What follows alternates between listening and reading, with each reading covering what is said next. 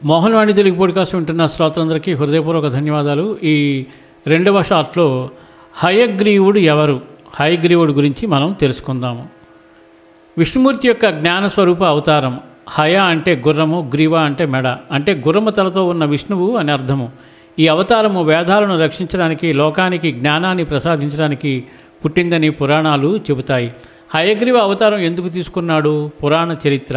మధు కైటభ రాక్షసులు వేదాలను దొంగిలించినప్పుడు బ్రహ్మదేవుడు సృష్టి కోసం వేదాలను చదువుతూ ఉండగా మధు కైటభ అనే రాక్షసులు ఆయన నుండి వేదాలను దొంగిలించి సముద్రం లోతుల్లో దాచేశారు.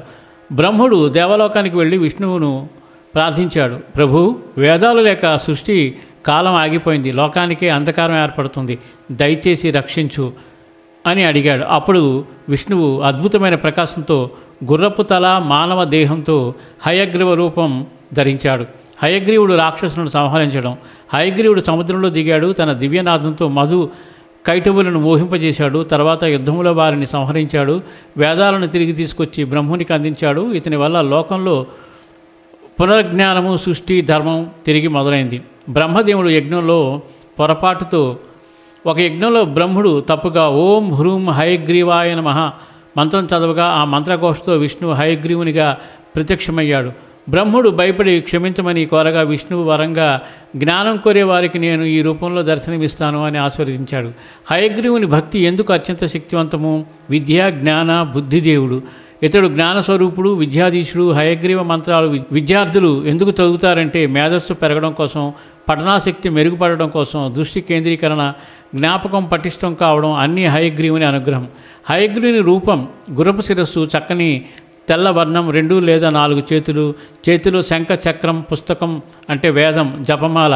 సర్వజ్ఞానాన్ని సూచించే ప్రకాశ వలయం. హయగ్రీవ రూపంలో ఆనందనాదం, ఓంకారం, బ్రహ్మజ్ఞానం సమ్మిళితంగా ఉంటాయి. హయగ్రీవుడితో సంబంధిత ముఖ్య క్షేత్రాలు. తిరువాహింద్రపురం తమిళనాడులో, హయగ్రీవని ప్రధానంగా ఆరాధించే ప్రసిద్ధ క్షేత్రం. అహోబిలం ఆంధ్రప్రదేశ్.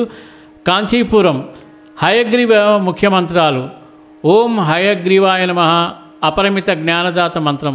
ఓం వంశీ ప్రియాయ విద్యాధీశాయ హయగ్రీవాయ నమః. హయగ్రీవ గాయత్రి. ఓం వాగీశ్వరాయ విద్మహే వాయ గ్రీవాయ ధీమహి తన్నో హరిం ప్రచోదయాతు. ఇలా హయగ్రీవుని మనం ప్రార్థించుకుంటూ ఆయన యొక్క ఆశీస్సులు పొందుదాం. సర్వేజన సుఖినో భవంతు, లోకా సమస్త సుఖినో భవంతు. ధన్యవాదాలు. స్వస్తి.